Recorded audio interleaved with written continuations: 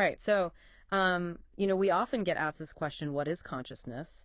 And how in the world did it come about? What is it? We've got some really interesting research on this, and I've got our expert here to kind of help us kind of pick it apart a little bit. Yeah, and I think what's fascinating about this paper in particular is that it kind of comes at this question of consciousness from a totally new angle. Okay. It starts kind of not with thinking about thought itself, but thinking about survival. Survival. Okay. Yeah. So how did the ability to think about our own thoughts, where did that come from? Well, maybe it helped us survive in the first place. Okay. Okay. I'm intrigued. So what's the paper say? So they start out by highlighting the difference between just processing information like a computer and actually experiencing that information. Okay. Like think about a thermostat, for example. Right. It can process temperature data, it can adjust the temperature, but it doesn't really feel the difference between, hot and cold. That's a great analogy. So then what makes our experience different? You know what I mean? What makes us different than like a walking thermostat? Yeah, that's exactly the question the paper's trying to get at, which is if our brains are basically information processors, then why do we have this whole inner world, right? Why do we experience the warmth of the sun or the feeling of joy when we listen to music? Yeah, it's so true. It's like we take it for granted, but it really is kind of wild when you stop and think about it. Absolutely. And so the paper is suggesting that this subjective experience, this feeling of being alive and in the world, that it comes from this really complex interplay between our physical bodies and the world around us, that it's really about being an organism that has to survive in this world. Okay, so walk me through that a little bit. How do you get from having a body to experiencing consciousness? So imagine you're a really simple organism. Let's just say you're like a single-celled organism floating around in the ocean. Okay. And you're having to constantly sense your surroundings. You're looking for food. You're trying to avoid danger. Right. But as organisms get more complex, so you go from being a single-celled organism to a fish, for example, you need to process more and more information about the world around you in order to survive. Sure. And that's where this idea of self-organization comes in. Yeah. Okay, I think they use the example of a snowflake, right, for self-organization. Exactly. Yeah. So both a snowflake and your body, they're both self-organizing systems. Okay. But the difference is that a snowflake is formed based on these kind of simple physical laws. Right. Whereas our bodies, they take in information about the world, they process that information, and then they use that information to adapt and survive. So how does that then connect to consciousness? So the key here is that this self-organization, it's not just about passively processing data, it's actually about actively experiencing the world. Okay. Our brains, they haven't just evolved to recognize that, oh, something is happening. Right.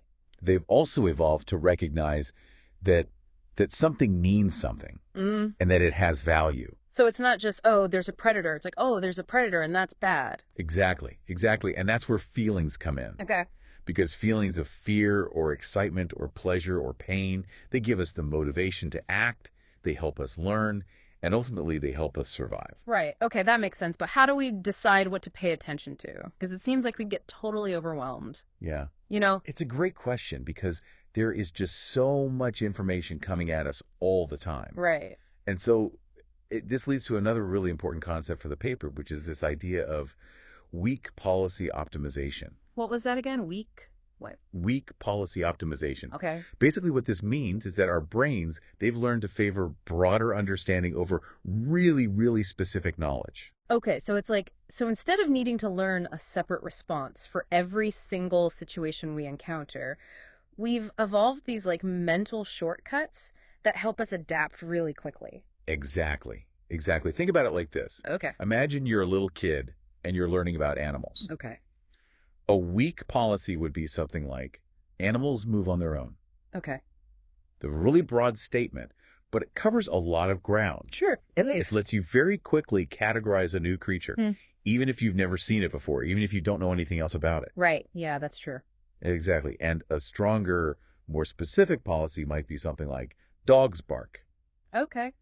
Which, while true, is not as adaptable as the first statement. Sure. And so this weak policy optimization, the authors argue that this is really a hallmark of consciousness, that it's what allows us to navigate this super complicated world without getting bogged down in every single little detail. Okay, so we're building this picture of consciousness as this dynamic process that's really rooted in survival. Yeah. It's shaped by our bodies and driven by our feelings, but I'm curious how we get from this basic level of awareness to, something as complex as human consciousness. Right. And that's where it gets even more interesting because Mhm. the paper proposes this idea of what they call orders of self, which suggests that consciousness, it's not like this one-size-fits-all phenomenon. Okay. It actually exists on a kind of spectrum.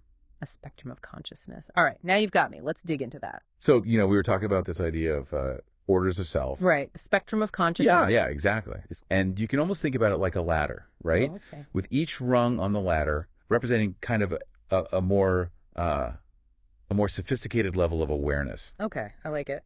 So what's on the first rung of the ladder? Like where does it all begin? So the first order self, it's all about basic awareness. Okay. It's being conscious of your own actions and how those actions impact the world around you. So a good example of this is like imagine a housefly, buzzing around a room. All right. It's sensing the world around it. It's bumping into things.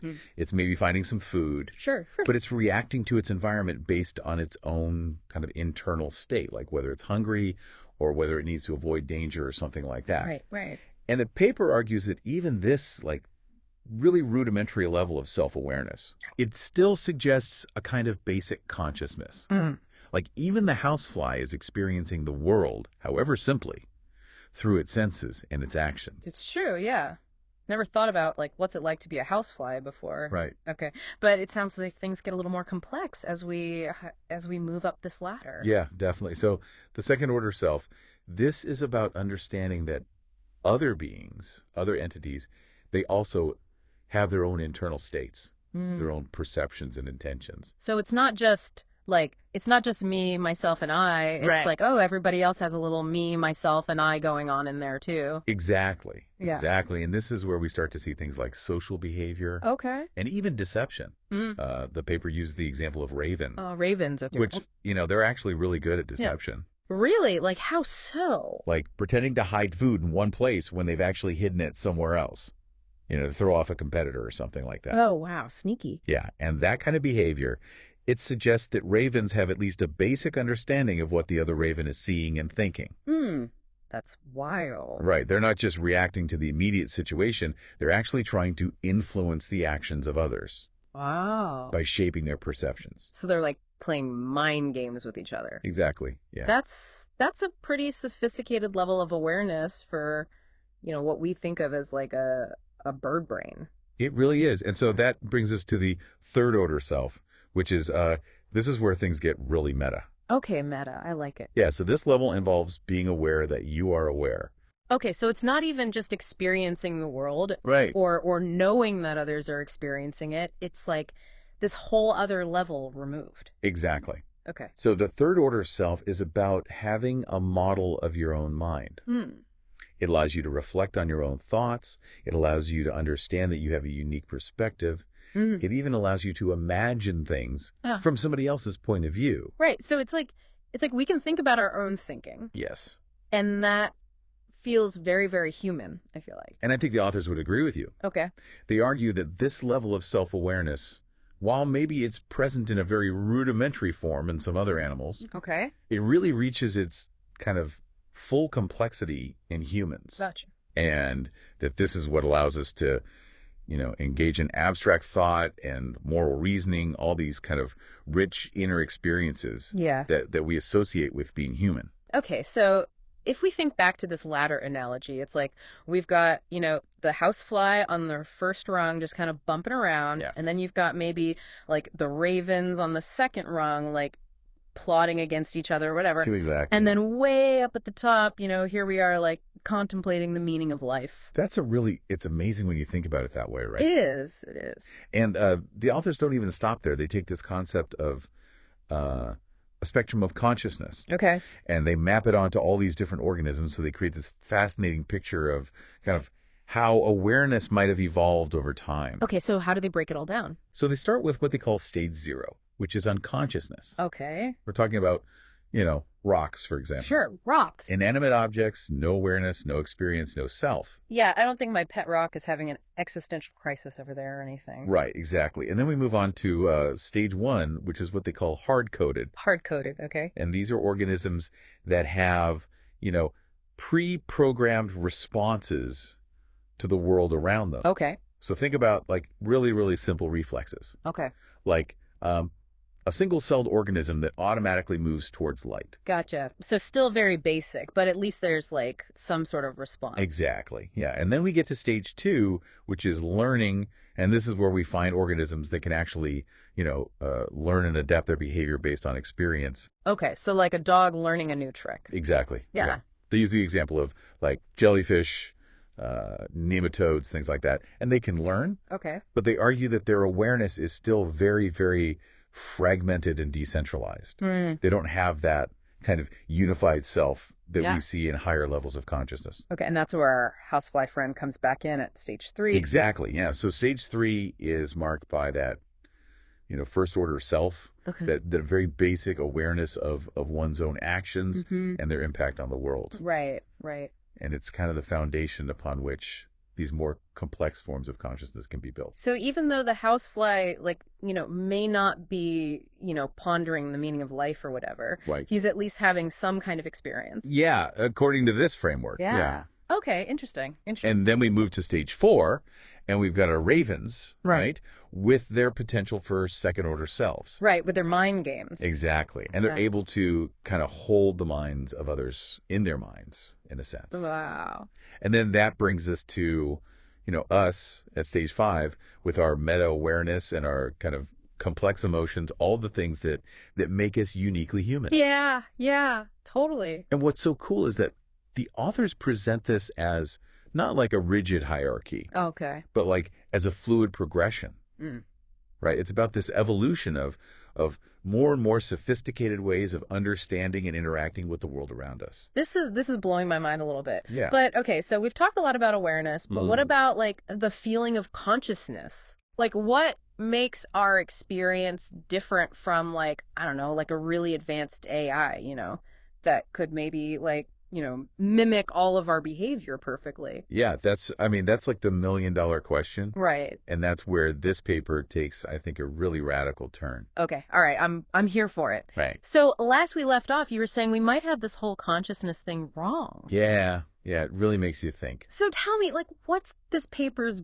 big idea? So usually when we think about consciousness, we tend to think of it as this like extra layer on top of everything else going on in our brains. Okay, I follow. Like first, our brains learn to recognize a coffee cup. Right. And then we get the feeling of enjoyment as we like take a sip. So it's like the experience, like the actual feeling is like separate from the information itself. Exactly. But this paper, it flips that idea on its head. Okay. It asks, what if those raw feelings, those philosophers call them qualia. Right, qualia. Yeah, what if those are actually the foundation? Okay, so instead of layering feelings on top of everything else, it's like those feelings are like there from the very beginning. Exactly. Yeah, it's a big shift. Yeah, and so the authors argue that those core feelings, those really basic experiences of like attraction and aversion or pleasure and pain, those feelings are what drive the whole system.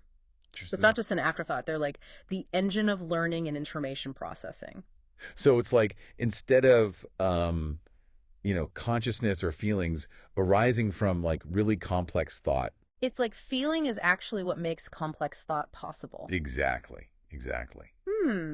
That's really interesting. And, think back to those early stages of consciousness we were talking about. Right. With the levels. Yeah. Right. Even something as quote unquote simple as a housefly, flying around a room. Sure. It's still having an experience. Yeah. And that experience is driven by basic needs, basic motivations. Right. To eat, to not be eaten. Exactly. Yeah. It feels the urge to find food. It feels the need to escape from danger. Right. These aren't like abstract calculations happening in its little housefly brain. Yeah, totally. It's all rooted in feeling. So then, like, where does that leave us? If we're saying that even a housefly is having some sort of subjective experience? Right. And that's the really, really profound question this paper asks. Okay. it challenges us to consider that consciousness might be far more widespread than we think. Okay. And then it poses this fascinating thought experiment. Okay. I love a good thought experiment. Hit me. So they say, given this framework, Okay. this whole idea of a philosophical zombie, Okay. this being that acts exactly like us, Right, right. but has no inner experience. Okay. They say that's impossible. That's impossible because there's no, There's no engine. There's no engine, there's no oomph behind it. Right, right. Because if those raw feelings are the foundation, Right. then a creature without them, it wouldn't do anything. It'd just be a lump. It would just be a lump. It wouldn't learn, it wouldn't act, it wouldn't even really be able to perceive the world in a meaningful way. So this paper is saying that experiencing, it's not just some like side effect of being alive. Yeah.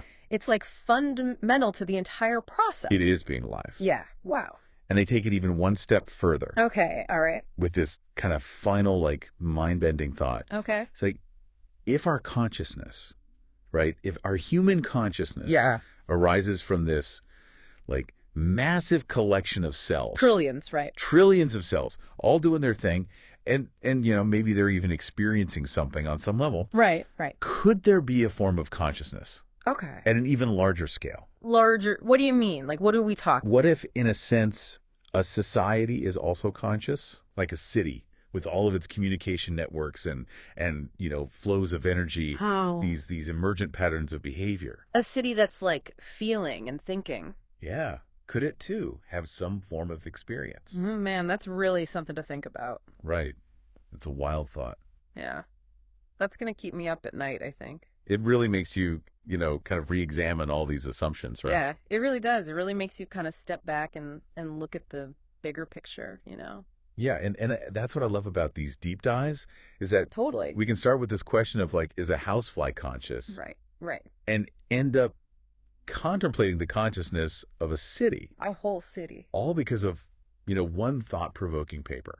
That's so true, and even if we don't have all the answers, which maybe we never will, Right. it's really amazing to just think about it and ask these questions. It is. It's incredible. Yeah, well said. Well, this has been a great conversation. I really appreciate you taking a deep dive with me. Oh, of course. Happy to be here. And, who knows? Maybe we'll be doing a deep dive into the consciousness of a city someday. Maybe so. All right, well, that's it for this deep dive. Thanks for listening, and keep those questions coming.